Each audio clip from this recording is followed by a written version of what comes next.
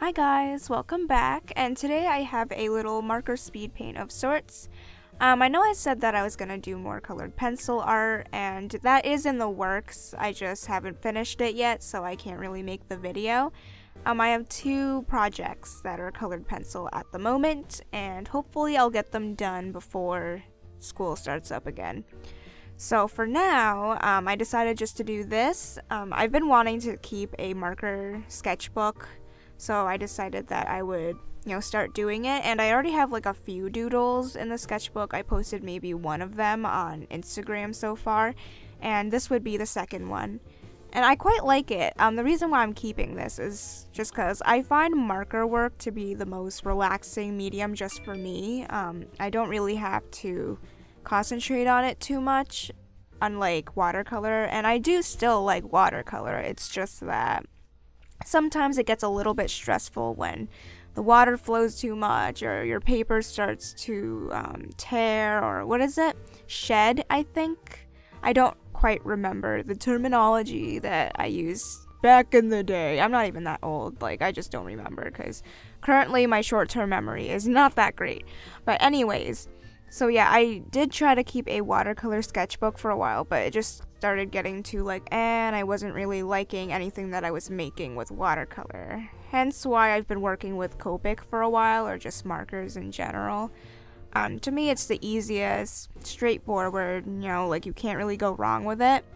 So yeah, I'll get the colored pencil stuff up eventually. So yeah, and as you can see, I'm not sure if you guys can really tell so much. So let's say with the commission, the last video that I posted, the Aluka one, that one, you can tell my coloring there is more detailed, while the colorings in the sketchbook, which is also the B paper, it's the Pen Sketchers paper if you guys wanted to know. This paper isn't good for a lot of blending, but it is really good for having bright pops of color and nice even coloring. Well, I wouldn't say the base colors are too even, but it still is really nice, and I do like this paper. So I'm using that paper, the little spiral pads, as my sketchbook, and I quite like it.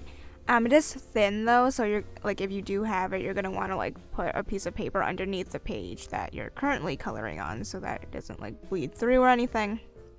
So yeah, that's what I was doing, and honestly, I don't even remember what I was just talking about, before I was talking about the paper. Either way, it's gonna be the same. I'll probably mention it at some point, whenever it comes back to me. I don't know. But, yeah. So, oh yeah, I remember what I was talking about. Okay, sorry. I'm just spazzing a little bit here. Okay, so the Aluka one, you will see that, it's more detailed and I add more shading, while for these sketchbook colorings, which I might post from time to time, they're gonna be rather simple, and that's because this is how I kind of want my coloring to end up as. I want it to look more simple and, straightforward and clean.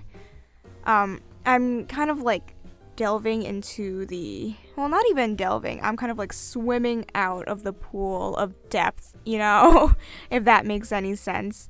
The pool of depth would be that, style where you want to add a lot of shadow and add a lot of depth. So let's say with a sphere, you're going to add a lot of shadows and values and stuff so that you can really see the roundness of the sphere. And I'm kind of getting out of that, I guess.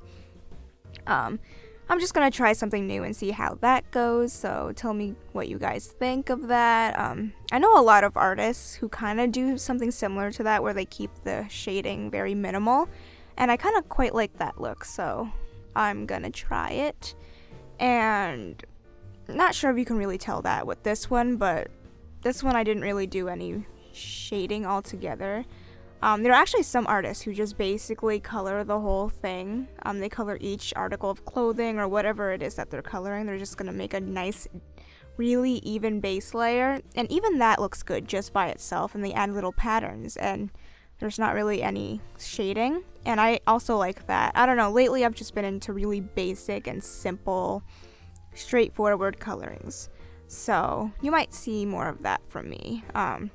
I still need to find out a way that I like to color with watercolor, because at the moment, I'm not really liking how my watercoloring is. It could be the paper, it could be the paints that I'm using.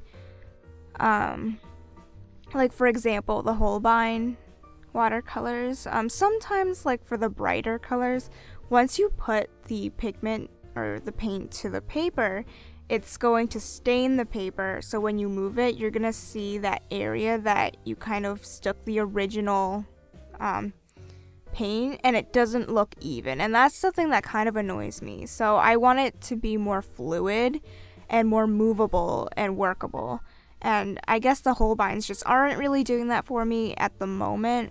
Or maybe, like, it depends on the certain pigments that you use, and I notice this mostly with the pinks.